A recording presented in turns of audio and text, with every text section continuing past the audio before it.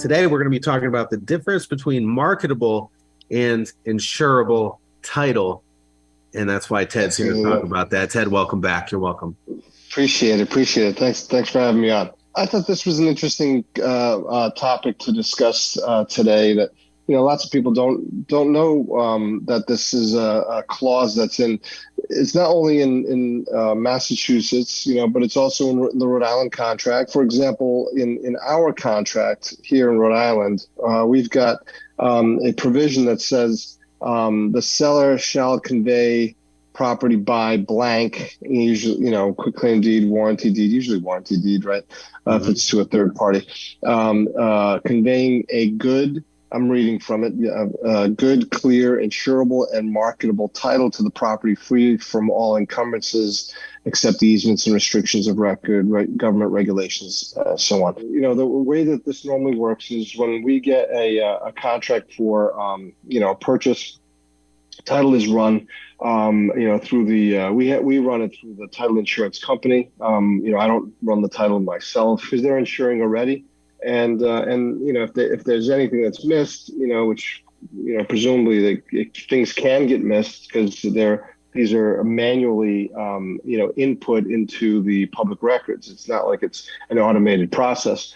So if there's a misindexed last name, for a document like a deed or a mortgage or a judgment or a lien of some sort, then these documents will not come up in a title search. If something gets missed, then theoretically there's obviously an issue that didn't get picked up at closing that could be an exposure to a buyer. So that's why we run it through the insurance company. But taking a step back from there, just to explain this, the difference between these two, marketable insurable title is pretty much the standard when it comes to buying a property, and you're getting financing from a bank. But there are exceptions to this rule, and the primary exception is really going to be where property is, let's say, sold or purchased like a bank-owned property, where they only sell insurable, not marketable and insurable title. These banks, when they foreclose, they have a loan policy that insured their mortgage, and when that mortgage gets foreclosed and the bank takes title to the property at the foreclosure sale or through a deed in lieu, now they become the owner of the property, and that mortgage policy I wouldn't say that, I don't know if that technically is right, but I would say it kind of converts to an owner's policy. On these bank owns, they'll say, look, you'll get a letter from the insurance company that we have as the insurance company to your insurance company buyer of this REO property now.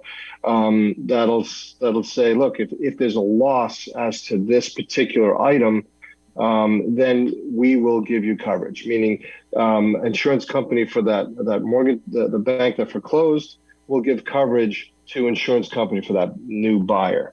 Makes sense. That's called insurable title. And so but in these transactions, they're not sold with insurable and marketable. But let's say a standard transaction, let's say from one of your agents, where you would say, hey, Ted, can you do this closing for me? And the buyer is going to be getting a loan, then that would be a marketable and insurable title. The title insurer will run the title. The only difference is you have to look at the language in the contract, because if it says insurable title only, then you see something that predates the mortgage that got foreclosed and turned into like a foreclosure deed.